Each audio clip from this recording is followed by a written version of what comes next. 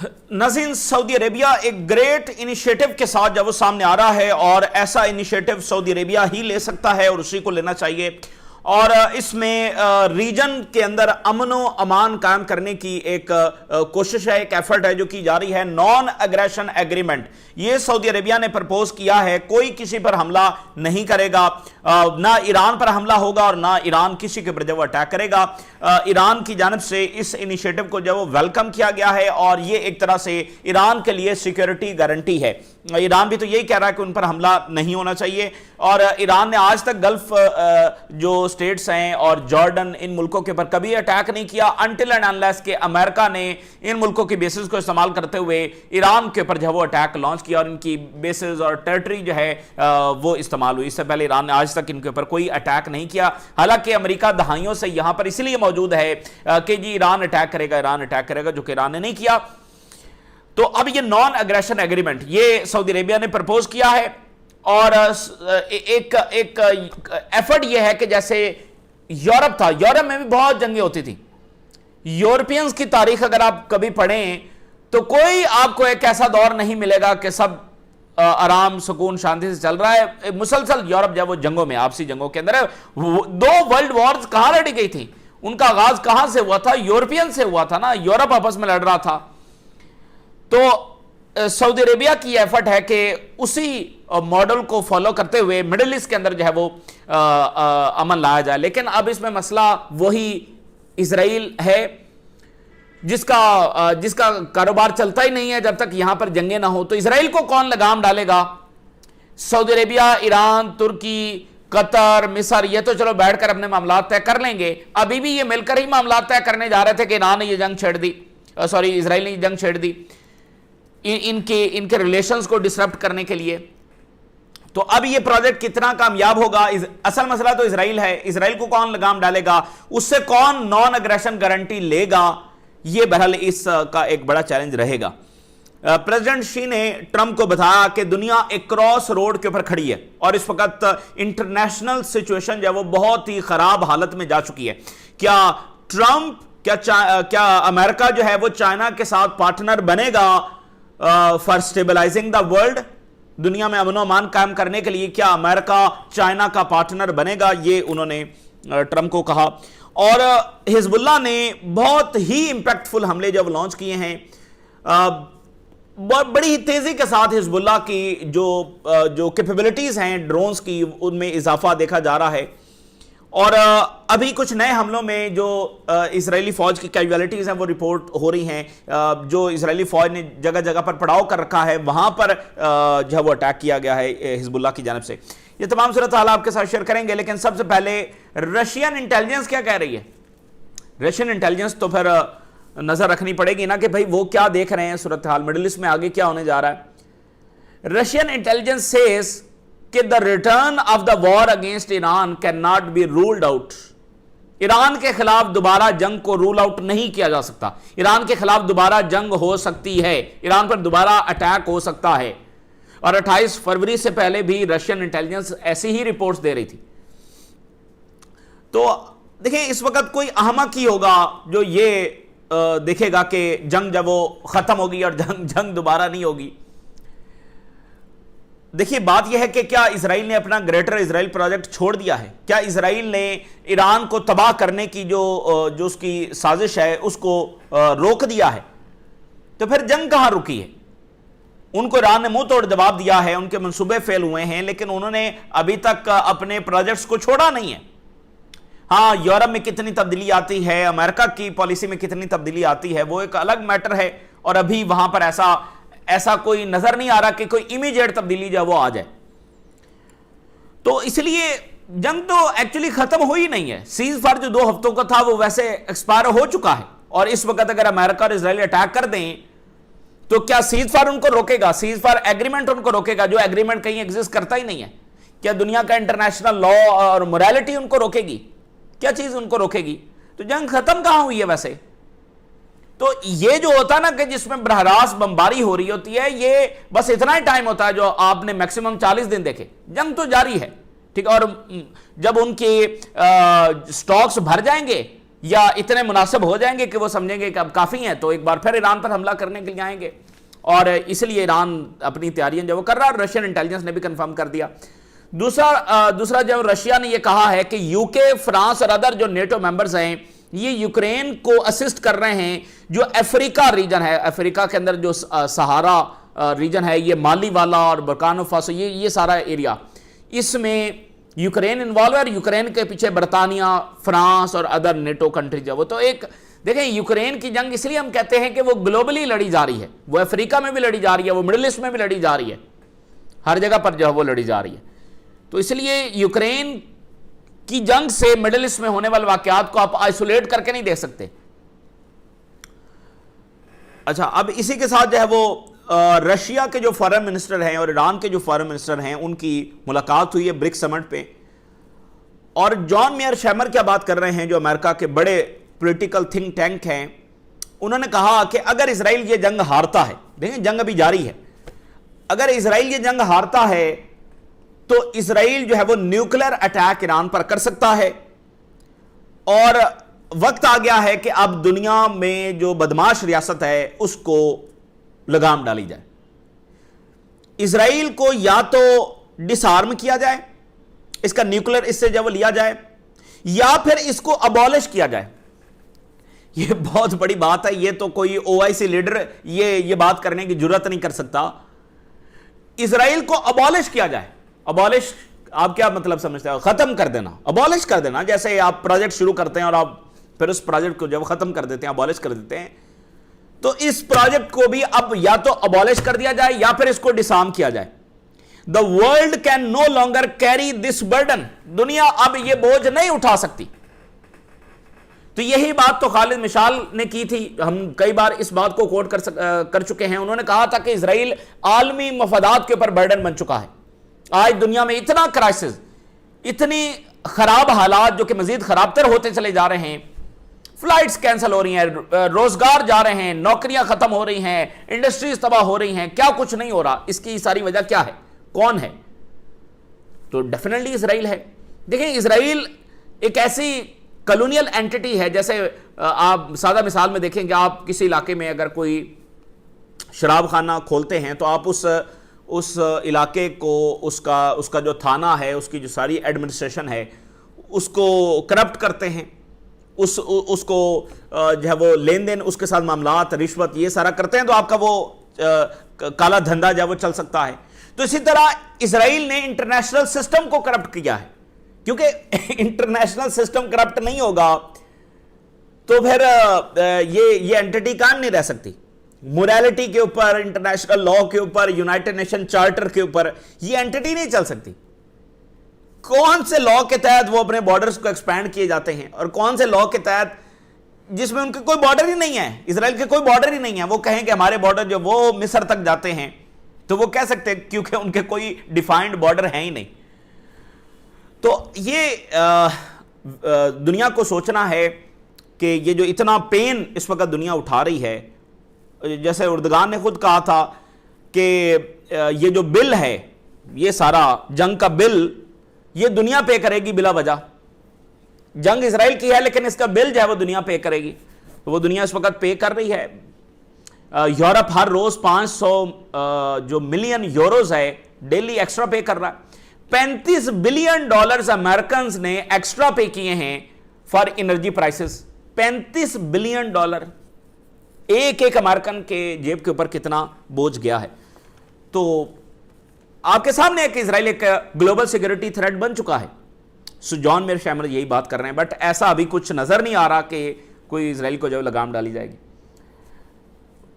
Pope Leo ने बात बड़ी इंपॉर्टेंट की है। पोप लियो ने कहा है, उन्होंने वार्निंग दी है यूरोप को कि वो रीआर्मामेंट जो कर रहा है ये कोई अच्छा स्टेप नहीं है।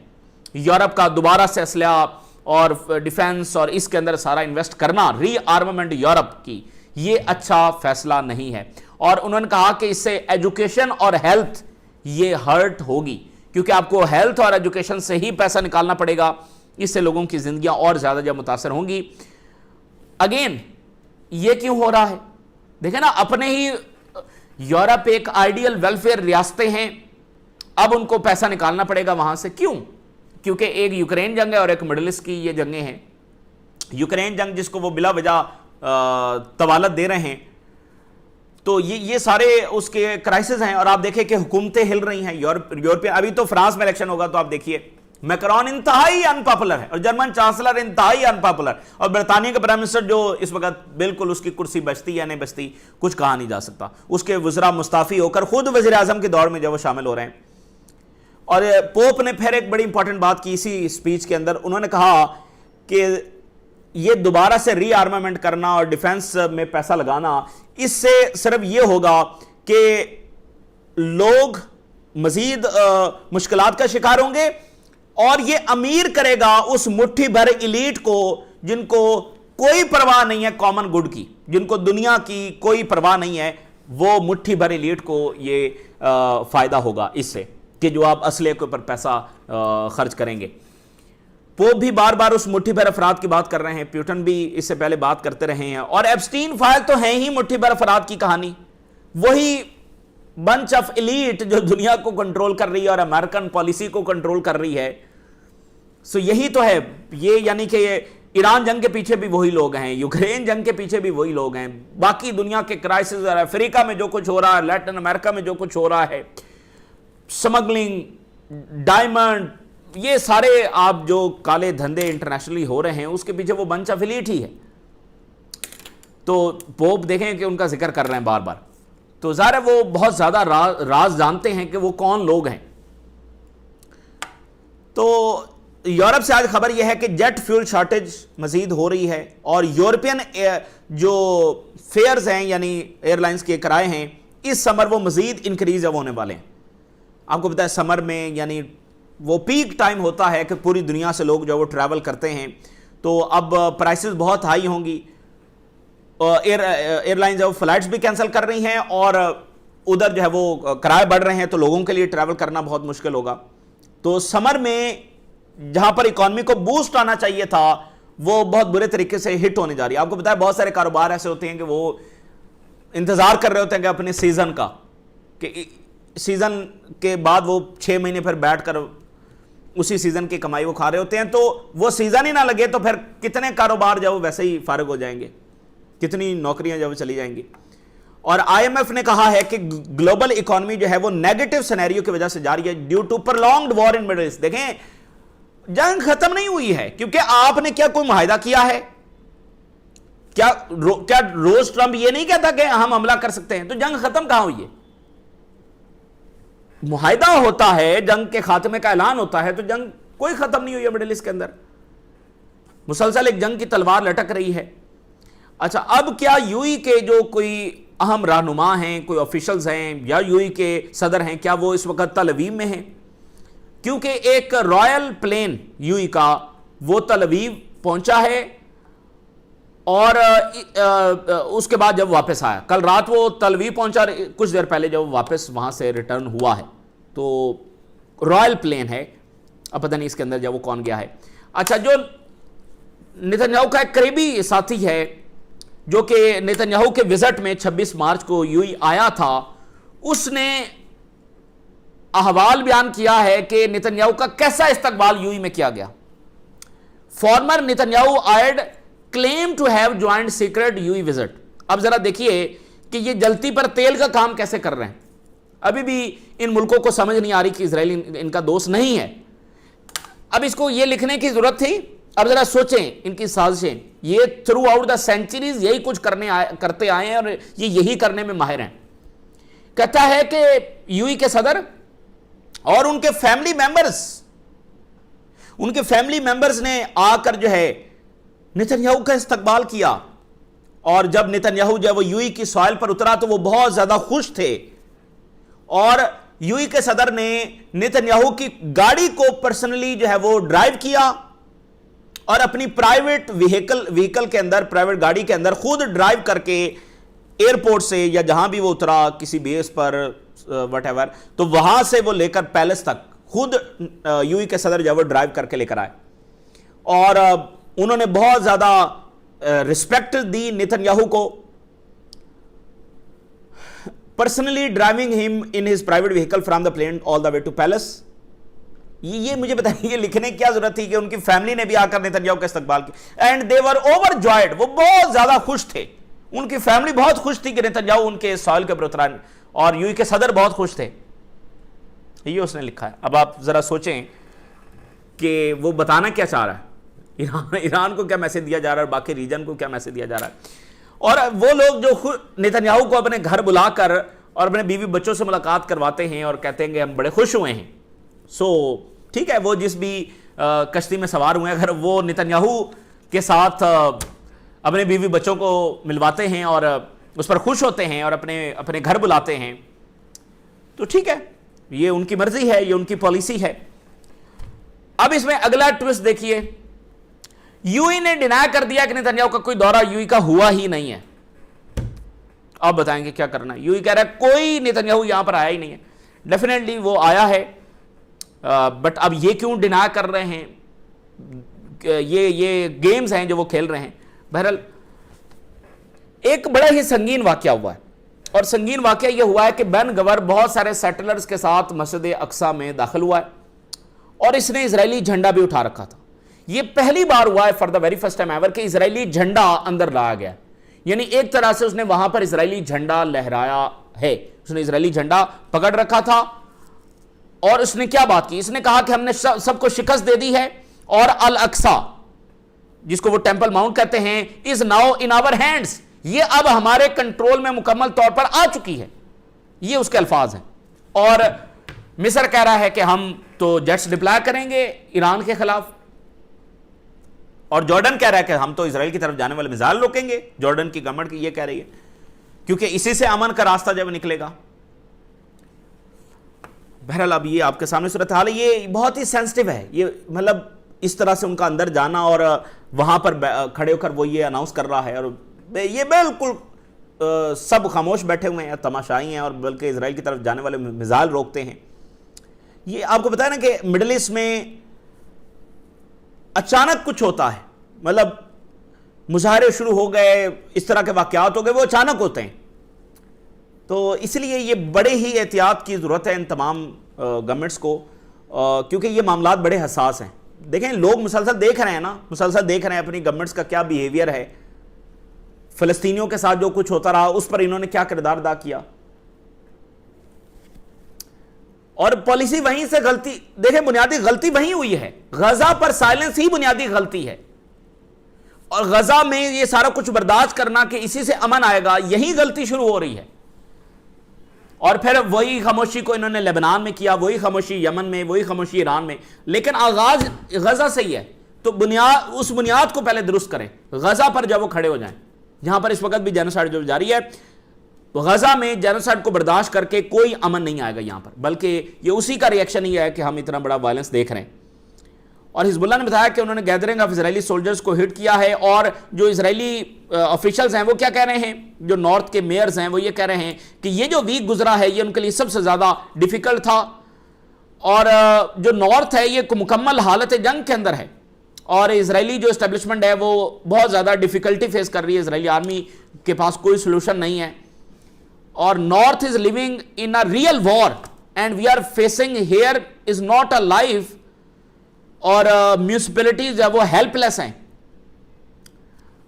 हिजबुल्लाह ने एक वाकया जो पेश आया है उसमें हिजबुल्लाह ने मल्टीपल ड्रोन्स है वो लॉन्च किए एक ही जगह के ऊपर, फिर उन्होंने चुन चुनकर एक एक टारगेट में निशाना बनाया, कम्युनिकेशन व्हीकल्स को, फिर टैंक्स को, फिर बाकी जो व्हीकल्स हैं, यानी वो अब ड्रोन्स जाकर और मल्टीपल ड्रोन्स एक ही एरिया में जाकर और अपने टारगेट्स को वो चुन सकते हैं। ये मजीद अब उसमें एडिशन है कि एक ड्रोन नहीं, मल्टीपल ड्रोन्स एफपीवी एक ही एरिया में। इसका मतलब मल्टीपल ऑपरेटर हैं जो एक साथ कोऑर्डिनेशन के साथ काम कर रहे हैं। कोई कम्युनिकेशन व्हीकल को निशाना बना रहा है, कोई टैंक को निशाना बना रहा है, कोई दूसरे को निशाना बना रहा है। और सीआईए का डायरेक्टर कह रहा है कि Iran has gun to our head with the Strait of Hormuz. Strait of Hormuz के जरिए ईरान ने हमें, समझ लें कि बिल्कुल गन टू आवर हेड उसने रखी हुई है। फाइनेंशियल टाइम की स्टोरी है कि सऊदी अरेबिया ने idea of non aggression agreement पेश किया है। इसमें मिडिल ईस्ट के तमाम मुल्क जो है वो शामिल होंगे और सबके साथ बातचीत जो वो जारी है।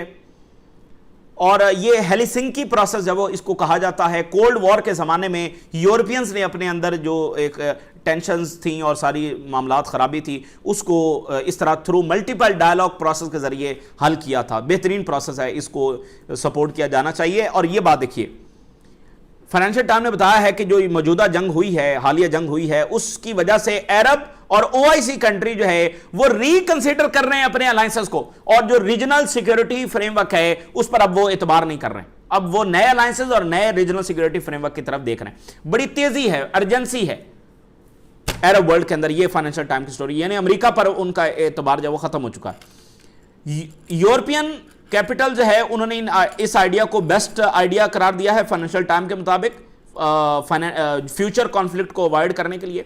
नॉर्वे के डिप्टी फॉरेन मिनिस्टर तेहरान पहुंचे हैं 2 रोज कबल, बड़ा अहम दौरा हुआ है। तो ये काइंड ऑफ गारंटीज हैं अगेंस्ट ईरान और बीइंग अटैक्ड। जो ईरान गारंटी मांग रहा है तो ये काइंड ऑफ वो गारंटी है फाइनेंशियल टाइम के मुताबिक। और मीन टाइम प्रेसिडेंट शी ने ट्रंप को कहा कि सिचुएशन बहुत खराब है, दुनिया क्रॉस रोड के ऊपर खड़ी है कि आगे किस डायरेक्शन में जाएगी। एक सामने एक आलमी जंग भी खड़ी है, लेकिन पीस की जो अपॉर्चुनिटी है, प्रॉस्पेरिटी की जो अपॉर्चुनिटी है वो भी एग्जिस्ट करती है। देखिए मुझे बताइए, रशिया और चाइना और अमेरिका एक ही टेबल पर बैठ जाएं तो क्या मुश्किल है दुनिया में मन करवाना। ये इन्हीं की तो जंग है जो इस वक्त जारी है। तो ये तीनों ताकतें एक ही टेबल पर बैठ जाएं तो सारे मसाइल जब वो हल हो जाएंगे दुनिया के। तो अगर नहीं बैठेंगे तो सामने एक आलमी जंग भी खड़ी है, लेकिन अगर बैठ जाएंगे तो ये ग्लोबल चैलेंजेस को, गुर्बत को, वो सारा किस तरह से ये और जंगें इनको कैसे खत्म कर सकते हैं बड़ी आसानी से। तो लेकिन मसला ये है कि जो लोग अमेरिकन गवर्नमेंट्स को कंट्रोल करते हैं उनका कारोबार कैसे चलेगा। तो इसलिए ये चीज़ें आइडियलिस्टिक तो हैं बट पॉसिबल नहीं है। 1-2 अमेरिकी सदूर ने करने की कोशिश भी की, जॉन एफ कैनेडी, उन्होंने यही करने की कोशिश की और सोवियत यूनियन के साथ बातचीत को आगे बढ़ाया। और उन्होंने एक स्पीच में उन्होंने कहा कि आलमी जंग में तो सबसे ज्यादा सोवियत यूनियन के लोग मारे गए हैं, सबसे ज्यादा सोवियत यूनियन ही के लोग मारे गए थे आलमी जंग में। तो उन्होंने कहा सबसे ज्यादा सैक्रिफाइसेस तो उनकी हैं। तो इस तरह की उनकी एक सोच थी, लेकिन फिर आप देखें कि जॉन एफ कैनेडी के साथ क्या हुआ। तो बहरहाल ये इस वक्त की ताज़ा तरीन डेवलपमेंट्स हैं जो हमने आपके साथ शेयर किया। आपने राय से रगा करें। इजाज़त दीजिए, अल्लाह हाफ़िज़।